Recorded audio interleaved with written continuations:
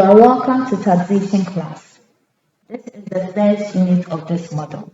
In this unit, we look at the meaning of taxation, the history of taxation, role of taxation, and the principles of taxation. We'll also be looking at direct and indirect taxation, sources of income subject to tax in Ghana, and those that are exempt from tax. This is the first session and is devoted to looking at the definition of taxation and history of tax in Ghana. My name is Dennis Nkrumah Bwedu, and I'm going to take you through this model. By the end of this session, you should be able to explain taxation, outline the history of tax in Ghana. Let's get started. So before we look at the history of taxation, let us try to define tax and taxation. So, a tax can be defined as a compulsory charge imposed by government on either income, expenditure, or capital assets in order to raise revenue for which the taxpayer receives nothing in specific return. Now, taxation simply means the act of taxing, that is, by the government, or the act of being taxed. Tax system is the collection of all taxes in an operation, in an economy, and the rules to these taxes. Throughout this model, we will learn about the various aspects of taxation, especially the income taxation.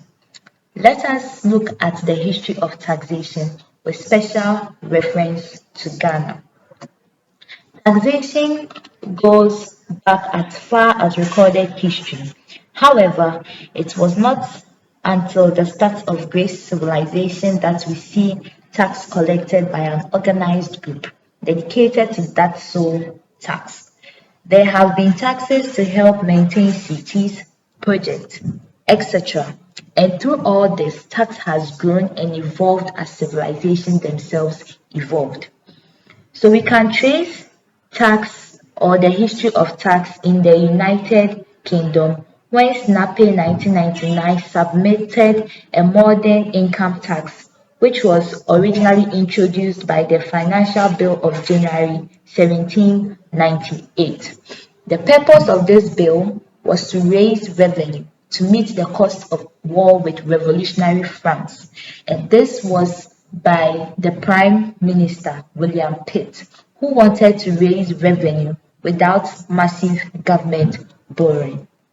The income tax was, however, discontinued in 1802 by Pitt's successor, who was Prime Minister Addington. And even though it was discontinued, certain circumstances forced its reintroduction in 1803. He introduced a new income tax which introduced the 5 schedules A to E, which are still used today, except that Schedule B was abolished in 1988 and Schedule C in 1996. So the schedular system classified income by sources, and Addington was responsible for the taxation at source. So we had rent, salaries, pensions, and interest were all paid net of basic tax rate. Now let us turn our attention to Ghana. Recall that Cape Coast was once the seat of government of Gold Coast, now Ghana.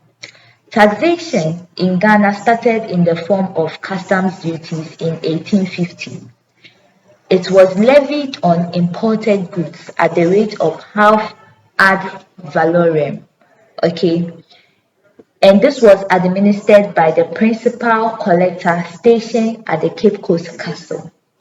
In 1852, the poll tax was introduced in Gold Coast. The poll tax was passed by the British with support of the chiefs to compel the people of southern Ghana to pay the levy of 1,000 shilling each year, and this was to help them pay people who worked for them. This revenue also aided in the provision of general public goods like schools, hospitals, water, etc. In 1943, income tax was introduced in Ghana, and the first year of assessment was 1944-1945. We will look at what year of assessment is later. This was governed, so the introduction of the income tax was governed by the Income Tax Ordinance number 27, 1943, and this was modeled to a large extent on the general principles adopted in the Income Tax Act then in force in the United Kingdom. Again, remember that the Gold Coast was once a British colony. So we adopted what we may technically call source jurisdiction. This means that tax generally imposed on income having its source in Ghana, so that foreign sources of income was not liable until remitted in Ghana.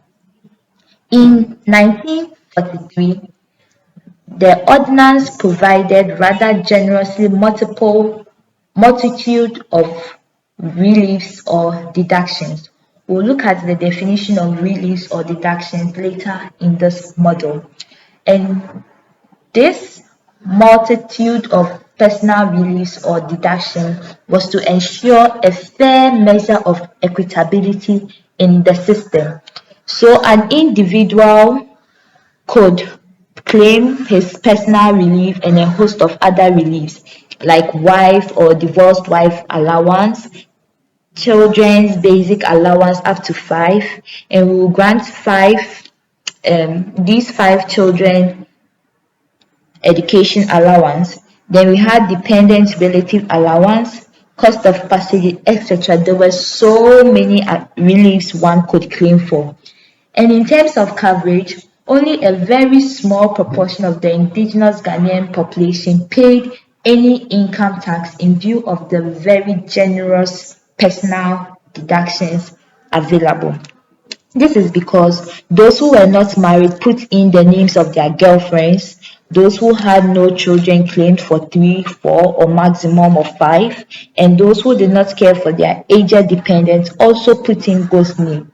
It was almost impossible to check.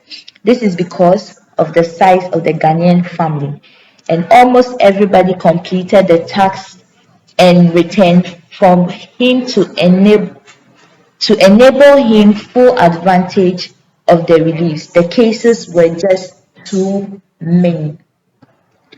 In 1958, the Income Tax Ordinance number 27 was amended. This was to bring into the tax net a greater number of taxpayers who should be paying tax had it not been the numerous reliefs available and sometimes fictitious claims they made. In 1961, the government was faced with raising more funds for development projects and the rising cost of administration. He then invited Professor Nicholas Caldo, an eminent economist from Cambridge University, to study the tax system and to make recommendations for improvement. So Professor Caldo noted that the tax potential from employment and self-employed persons could only increase if the high level of personal reliefs could be reduced to bring into the tax net a greater number of the tax-paying population. Accordingly, he advised government to abolish all personal reliefs which formerly were individual taxpayer claims to the maximum and to substitute a basic tax-free income. Consequently, a consolidated edition was published in 1961 by Act 68, and this introduced the current year basis of assessment and the payee system. In 1975, we also had the Income Tax Decree SMCD 5, SMCD means Supreme Military Council Decree. Then another significant change in the tax administration in Ghana was in 1983 with the enactment of PNDC Law 61. PNDC simply means Provisional National Decree Council. Okay, it is also worth noting that the change of name from Central Revenue Department to Internal Revenue Service and its attendant structure, as well as amendments to the main law, which are in progress since the promulgation of the Income Tax Ordinance number 27. So, by way of summarizing, it is worth noting that since 1943, there have been four consolidated editions. So, we have the 1943 Ordinance, which was used from 1944, 1945 to 1965, 1966. Then we have the Income Tax Decree of 1967, and this came into force on 1st July 1966. Then we have the Income Tax Decree of 1975, SMCD 5. This was introduced in July 1975. Then we have the fourth edition, which is the Internal Revenue Act 2000, Act 592. The current edition now is the Income Tax Law. The current edition is now the Income Tax Act 2015, Act 896, and this is the State Consolidated Edition, and for which we are going to make extensive references throughout this model.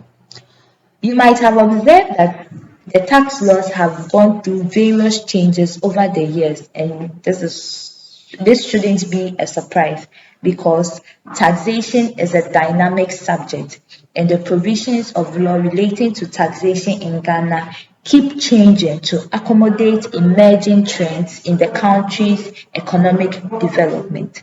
So we advise you that you keep abreast with emerging issues on the subject during and even after this course. So this brings us to the end of today's lesson. So in today's session, we looked at the definition of tax and taxation. We looked at the history of taxation with special reference to Ghana. And under that, we looked at the income enactments in Ghana since 1943, and we realized that there have been 5 consolidations so far. We also looked at some of the numerous um, reliefs under the Income Tax Ordinance number 27, 1945.